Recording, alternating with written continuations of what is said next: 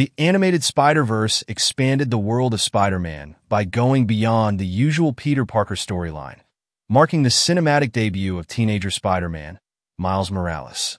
The Sony Studios films also introduced audiences to other thrilling web-slingers like Spider-Gwen, Spider-Man 2099, and even Spider-Ham. Today on Movie Recap Pro, we look back at the two Spider-Verse films so far as fans gear up for the third installment, Beyond the Spider-Verse. Everyone keeps telling me how my story is supposed to go. Nah, I'm going to do my own thing.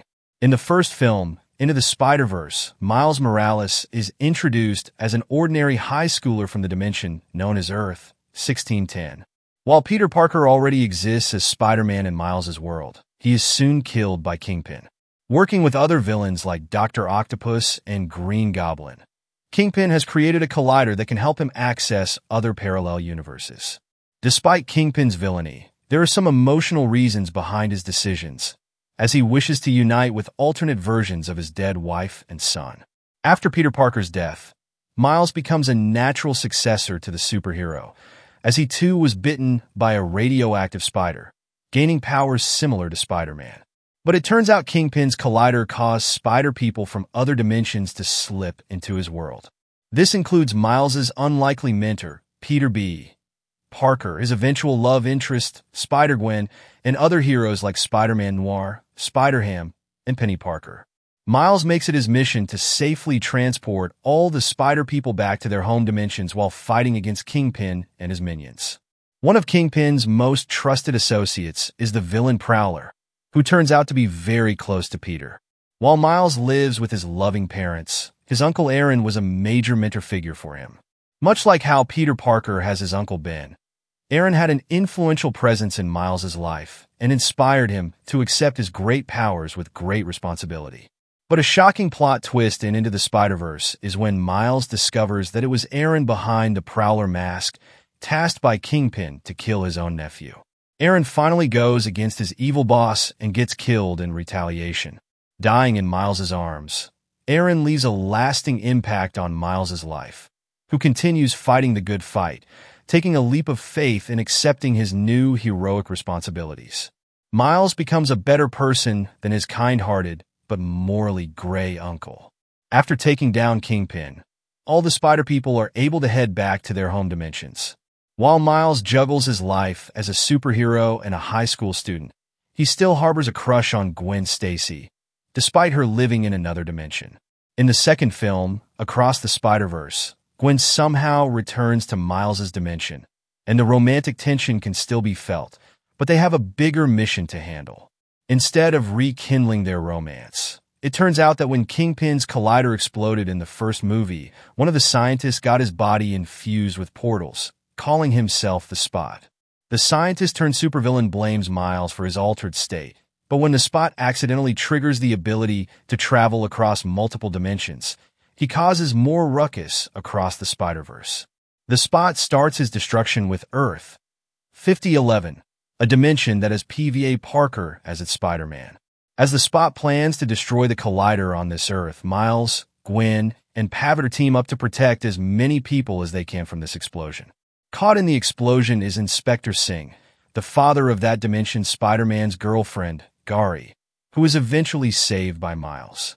Inspector Singh's death in Earth 511 was supposed to be a canon event. This is what Miles understands when he meets Miguel O'Hara, aka Spider-Man 2099. Miguel is the leader of the Spider Society, a group of spider people from several dimensions. Miguel explains to Miles that every spider person in the multiverse goes through certain losses that are unavoidable, and if any spider person messes with this canon event, the entire timeline can be destroyed, impacting the future of everyone in that timeline. Back in his time, Miguel tried to undo such a canon event after he lost his family in his own dimension.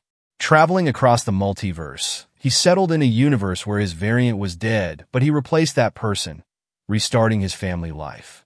But this proved to be a costly decision, as he broke canon. That's why this alternate universe also collapsed, and Miguel lost his family all over again. Miguel tells Miles that it just so happens that for many other spider people, their canon event is the death of a police captain with whom they are close. So, while it was Inspector Singh and Paviter's case for Miles, the police captain is Jeff Morales, his own father. Eager to save his father, Miles decides to go back to his dimension and prevent his canon event. Miguel warns him that this decision could destroy the universe and orders the Spider Society to track him down. A high-speed chase follows, and it seems like Miles will be stopped, but the virtual reality avatar of Margot Kess has a change of heart and allows Miles to go back to his home dimension. Now here's the catch. One thing that the Spot and even Miguel told Miles earlier is that the radioactive spider that bit him was not from his home dimension of Earth, 1610. Rather, it was a spider from Earth, 42. In other words, Miles was never supposed to be the Spider-Man of his world. Rather, an Earth, 42 spider came to his world through Kingpin's collider and accidentally turned Miles into Spider-Man. As a result, Earth, 42 itself, never got a Spider-Man. Coming back to the present, Miles thinks he is back in his home dimension and is eager to save Jeff. But it turns out Jeff is already dead, and his Uncle Aaron is still alive because Miles never reached home. Instead, he got teleported to Earth 42. If all of this wasn't shocking enough, Miles also comes face to face with the Prowler, aka Miles Morales of this Earth. Across the Spider-Verse ends with this nail-biting cliffhanger, teasing a possible face-off between these two Miles in the next movie. With Miles trapped in Earth 42, Gwen Stacy promises Miles' parents that she will protect him at all costs. With her friend Spider-Punk leaving behind a time-traveling portal for her, Gwen can bring back old friends like Spider-Man Noir, Spider-Ham, and Penny Parker. Even Peter B. Parker and Paviter are eager to join Gwen in saving Miles.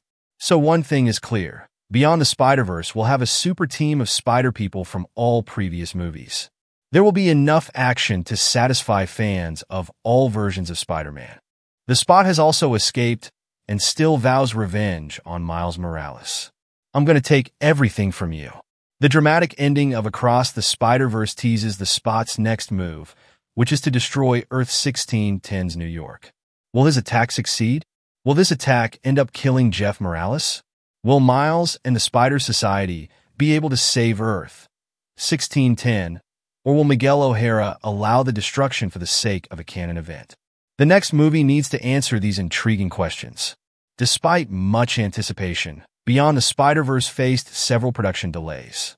While it was initially supposed to be released around March 2024, there's a high chance that the film will not come out until 2027.